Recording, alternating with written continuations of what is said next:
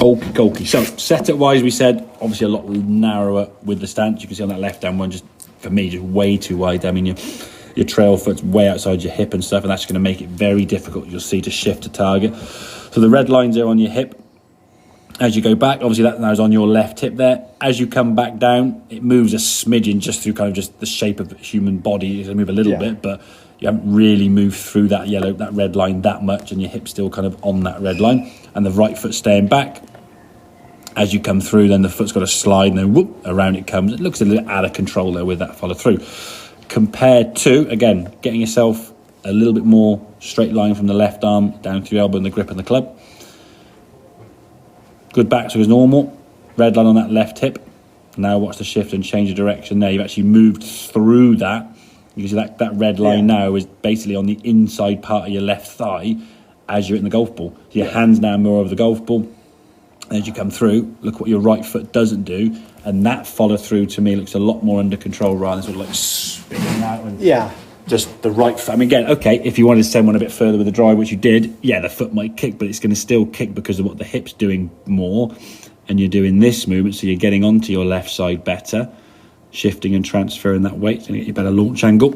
So whether that first couple, you've always gone 10 yards further, as opposed to hitting the golf ball from being back here, hand sort of behind the golf ball impact. You see the blur of the ball there, head just a long way back. So your hands on that left, so the right hand one are covering your left thigh. On this one, they barely even off your right thigh. So the right hand one is just wide stance back here, hands behind the ball, kind of hitting up on it and just again hitting the ground with light. Please hit the ground behind the ball. And as we said, once that club's gone past the centre of you, that control, that club face is gone, and that's where you get the inconsistent start line. Some start left and draw, some start left and fade, some start right and draw, some start right and fade, some start straight and go straight. But there's no sort of real consistency once you get beyond sort of like maybe 6 or 5 on or whatever. So getting that body to move better, shift into that left side, and again trying to start thinking a bit. And in some ways, don't have to, but when you next play golf, think about some of the shots you hit that maybe aren't so good, and go right, what did I do? And maybe just send me a text message and say, okay, right, I've hit a few shots like this today. I think it was because of this. And I know your swing. I can tell you what you did for you. I haven't seen your swing most of the time. So you just say, I hit a couple of shots this way. I think I did this. Is that correct?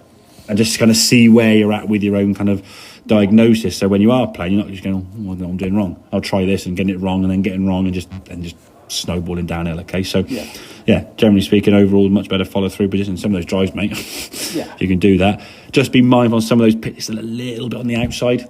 I would say put a club on the outside of the line end, or swing up against the skirting board, because that's where you tend to want to take it back a little bit that way with your pitching. Okay, but overall with the long game, mate, narrower stance, better hip shift, get the right words out.